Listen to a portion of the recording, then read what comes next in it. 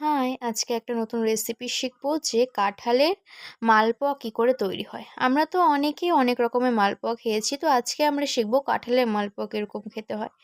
তো দেখো, এখানে আমি কাঁঠাল নিয়ে নিয়েছিলাম, কাঁঠালটা চেলে নিচ্ছিলাম।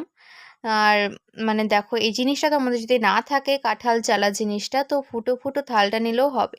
দেখো, মিহি করে আমি কাঁঠালটা চেলে নিচ্ছিলাম। তো তারপরে দেখো, মানে একটা বাটি নিবে পরিমাণ মতো।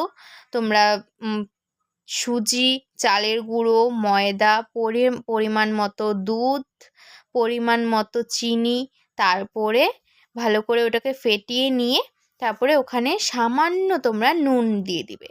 তারপর ওটাকে ভালো করে ফেটিয়ে যাতে এক ফোঁটাও দানা না থাকে, এইভাবে ফেটাতে হবে। তারপরে হালকা আঁচে আমি সেটাকে দিয়ে দিয়েছিলাম। আর দেখতেই পাচ্ছ, তোমরা ভালো করে দেখতেই পাচ্ছ যে ভালো করে মানে দেখো আমার কিরকম করে ফুলছে। তো আমিও এটা ফার্স্ট টাইমই মানে রেসিপিটা ট্রাই করছি, তার জন্য ভাবলাম তোমাদের সাথেও শেয়ার করি।